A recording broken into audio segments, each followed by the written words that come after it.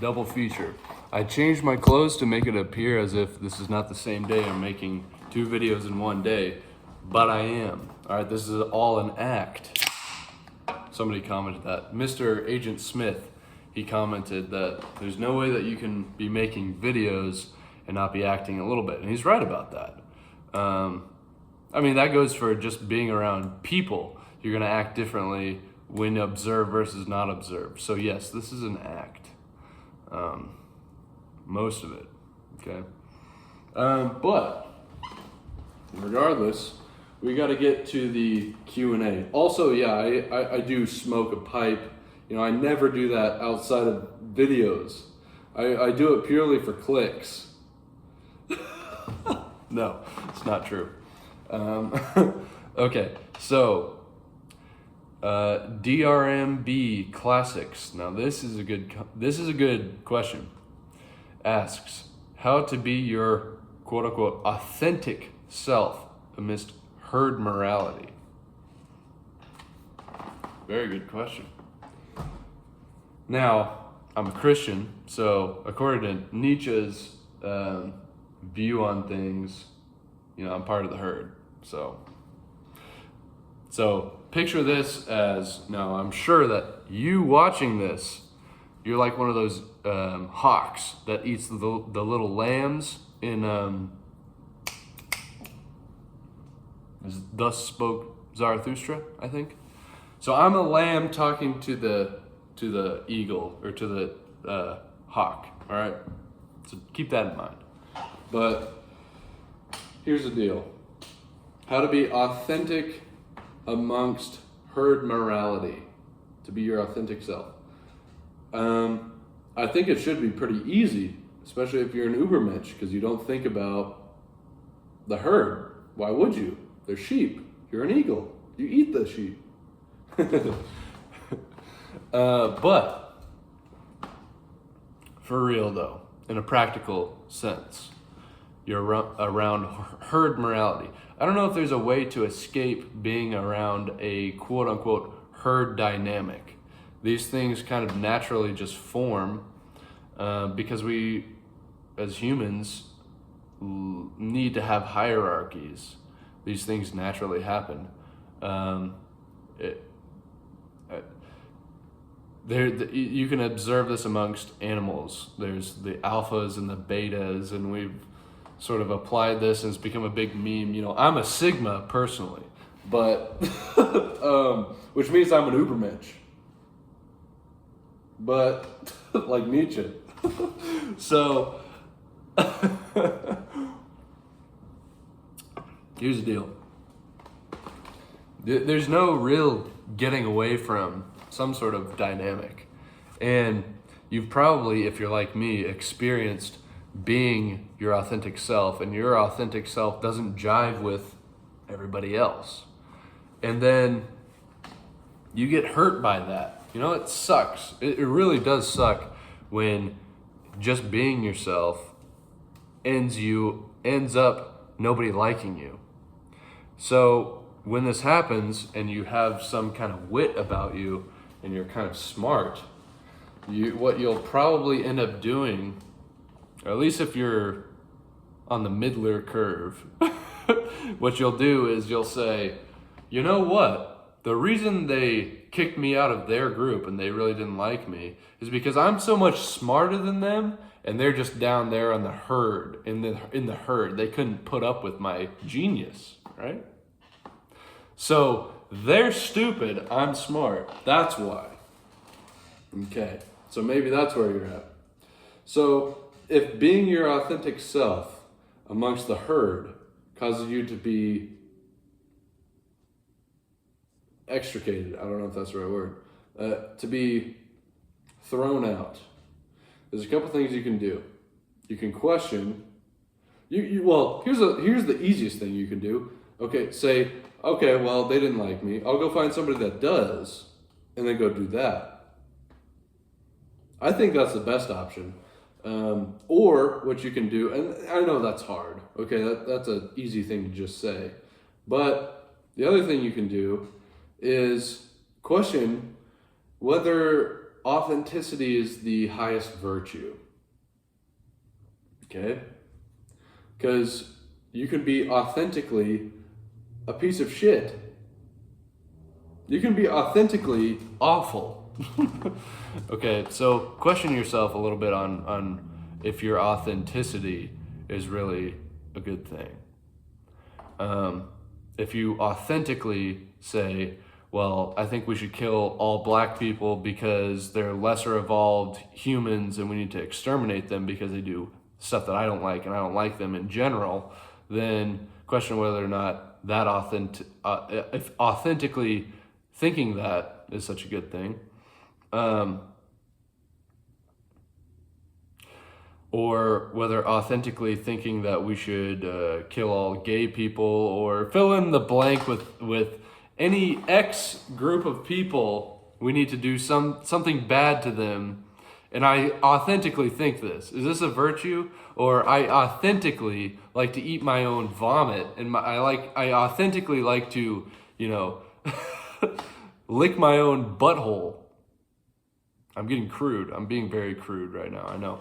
But in Aristotle's Politics, he says, a man without a polis, okay? If you're without a polis or a community because your authentic self caused you to be other than, you need to question yourself whether or not you are a beast or a god.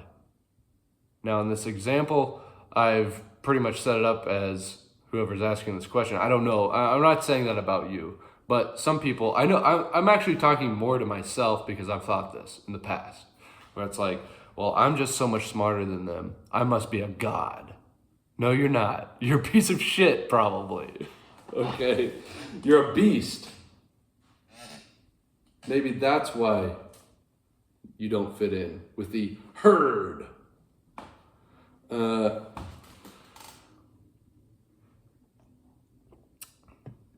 I know for myself personally that I have a tendency to be like a Cyclops from the Odyssey. The Cyclops, these giants with one eye, they exist amongst one another, but they have no involvement with each other. And they have no real community, nothing like that. They're perfectly happy with, it's Homer says that they will create families, but that's about it. And they don't really get involved in anything.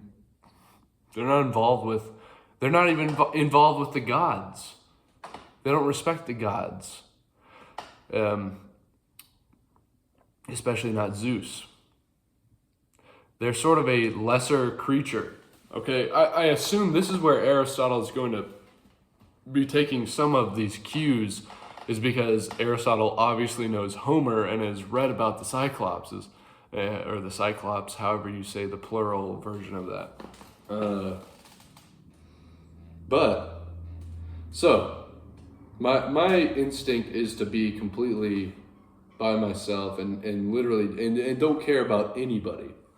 Now, I think that that's a negative thing about myself. I think it's something that I've developed to protect myself because I don't fit in everywhere, and some people don't like me. So to be completely other than and just sort of completely forget, just say, I don't want any attachments with anybody, period, is my instinct. And to just be live a sort of monastic life, that's something that I like. But I realize that I need people as well. So if you're like this, and you need people as well, which I think you do regardless, even if you think you're a god and you don't need anybody else, I think that you do need people if you want to be truly happy. So if that's the case, and all these other people follow herd morality, then you got to find out what authentic traits that you have that you might need to address. Okay? But that being said, also realize that not all systems, that you don't need to fit in with everybody. okay? I think that you should be a free spirit. I think if you are a free spirit, you probably don't have a choice whether or not you want to bend to these sort of quote-unquote herd moralities. I know for my own sake, I've had negative experiences with churches and Christians. I'm getting controversial, okay? Get ready. I've had negative experiences with Christians and churches. Now, I am a Christian. I believe that Jesus Christ is God. I believe in God. I believe Jesus Christ was died, buried, and resurrected. That is my faith. That is what I believe. That being said, I love Friedrich Nietzsche. So most Christians would say, you're a Christian, and yet you love the guy that called himself the Antichrist. You're not a Christian. Okay. Unfortunately, Friedrich Nietzsche, reading Nietzsche is like getting slapped on the back of the head over and over again, and he does it so beautifully that you can't help but like him for it. In Aphorism 9 of the Genealogy of Morals, he writes, "But why do you talk of nobler ideals? Let us submit to the facts that the people have triumphed, or the slaves, or the masses, or the herd, or whatever name you care to give them. If this has happened because of the Jews, so be it. In that case, no nation ever had a greater mission in the world's history. The masters have been done away with, and with them, their aristocratic morality has vanished. The morality of the low classes has triumphed. This triumph may also be called a blood poisoning. It has blended the races." Okay, so Christianity takes over the West. The aristocrats, who are typically pagans, think about the Romans. They rule over the Christians. The Christians are a lower, poor class, ruled over by an aristocracy, which would be the pagan Romans. Once Christianity becomes the state religion of Rome, from there on, it only ratchets up. It influences the entire history of the West. So the aristocrats and the commoners are blended together. That's what he's saying. I do not dispute it, but there is no doubt but that this intoxication has succeeded. The redemption of the human race, that is, from the masters, is proceeding quite well. Everything is obviously becoming Judaized or Christianized or vulgarized. What do the words matter? It seems impossible to arrest the progress of this poison as it courses through the veins of mankind. But its tempo and pace may now be slower, gentler, quieter, less disturbing. There is time enough. In view of this context, does the church nowadays have any essential purpose? Does it have, in fact, a right to exist? Or is it dispensable? Does it not seem that the church slows and even halts the passage of the poison instead of accelerating it? Well, that might be its very utility. The church certainly is a crude and boorish institution, one that is repugnant to an intelligence with any pretense at refinement and offensive to the genuinely modern taste. Should not the church at least try to be somewhat refined? Nowadays it tends to alienate more than to entice. Who amongst us would indeed be a free thinker if there were no church? It is the church which repulses us, not its poison. Apart from the church, we like the poison. Okay? I mean, you can see this. You can see what he's talking about if you just think about liberal, like the more liberal, politically liberal people who value. Look, the fact that we have people in this country, now this is controversial. The fact that we have people in the United States caring a lot about Palestinians being slaughtered and genocided by by the you know who, and they're way over there. The fact that we have people really caring about that should tell you that the poison that Nietzsche is talking about, which would be love of humanity, valuing people equally, has spread. Yet the church has completely has alienated more than enticed. This is true for myself. Indeed, a free thinker, if there were no, or who amongst us would be a free thinker if there were no church? Okay. So I think that Nietzsche is onto something when he says that. And so for me, I don't feel like certain churches have not enticed me. We'll just say that. But Christ has enticed me. Okay? If Nietzsche says that that's the poison's within me. But I still don't feel a need to be, because the poison's in me, that I need to go be with this sort of herd. Okay? So maybe that's being a free spirit. I don't know.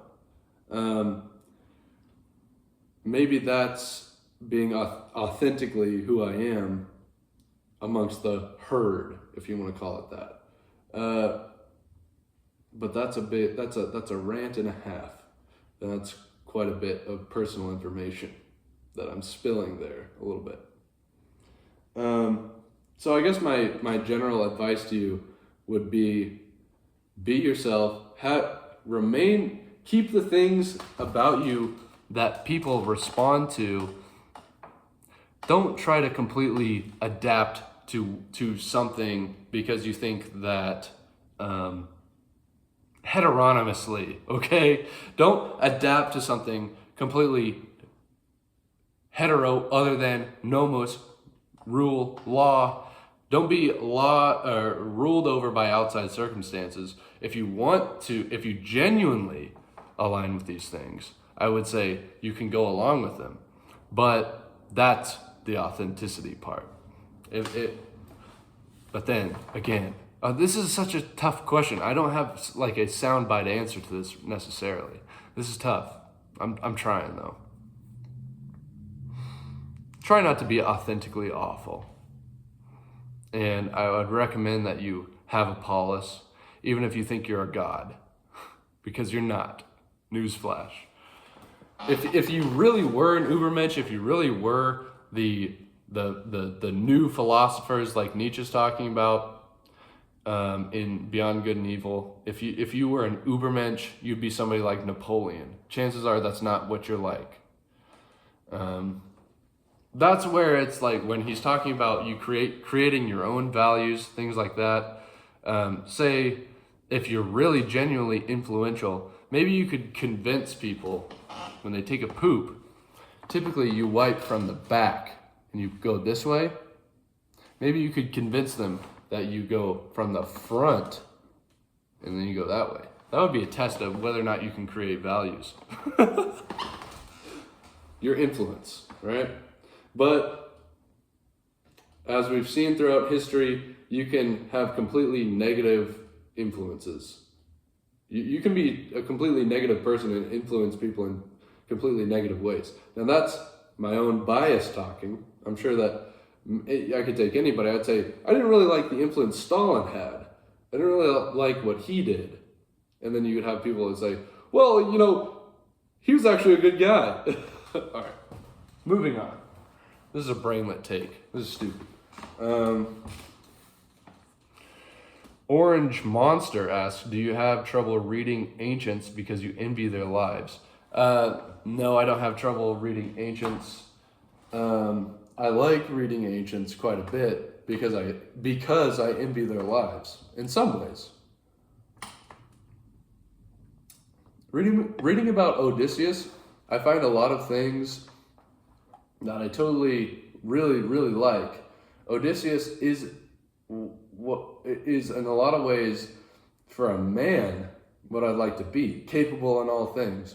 He's capable physically. He's capable mentally. He's capable within his speech. These are all admirable things. If you are at your core a righteous man.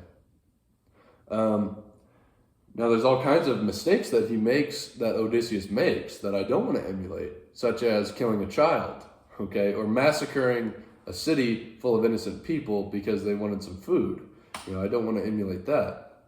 But all these other things, he's a just and pious man, for the most part. He makes mistakes. So I want to emulate the positive things about him and not emulate the negative things about him. And he would be an ancient that I would say I envy in some ways. I also don't envy, he goes through a whole lot of hardships. Now, I don't think that you should shy away from hardships. Hardships are good. And when you're in one, it's not that you chose it, it's that you're just in it. And you have to realize in like a third person sort of way that you're in a hardship and that it sucks. Like today, I realize, this really sucks, and I'm really just trying to get to the end of this day so it can just be over. But realizing in the third person sort of disconnected perspective that this is just what you're in and what you got to deal with, it's like, okay, good. It gives you sort of some resilience to whatever hard thing is happening.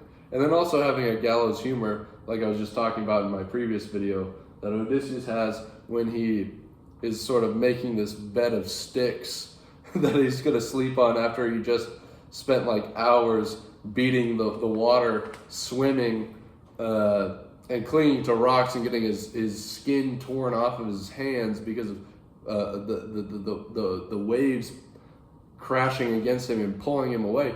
These are hard things that he has to go through, that he doesn't like so much.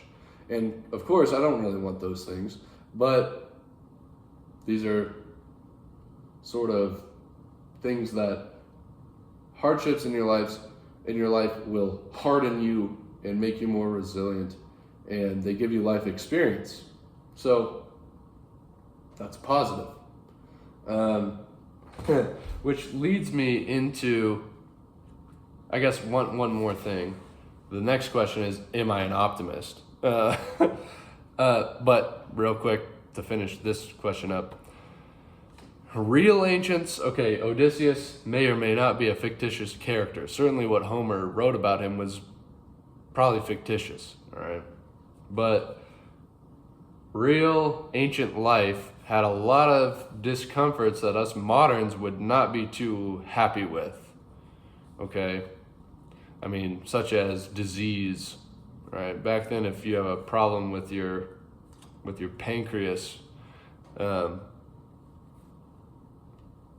they're going to give you like wine and bread and say that you have to go kill a bunch of oxen, which may or may not be helpful at all.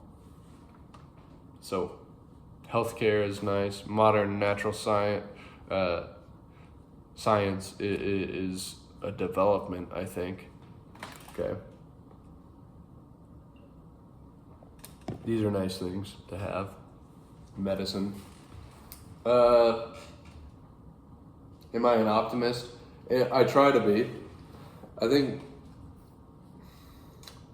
do I try to see the best in everything? Yeah, but do I always do it? No. Sometimes, I don't think I'm capable of being 100% one way or 100% another way. I'm sort of protean in that way. To throw another Odyssey reference, I'm like Proteus. I try not to be that way. I try not to be a total chameleon, but I can see things a lot of different ways, rationally, But I try to be an optimist. I try to see the best sort of outcome in every circumstance that I'm in. Or if something seems like a total negative or a loss, then I try to just see it as like, well, I just don't understand it yet. And God is putting this in my life for a reason. And whatever this thing is, I trust that God will reveal it to me because I'm going to ask him about it. And once that happens, I can use this to learn and grow. So that's my perspective on that.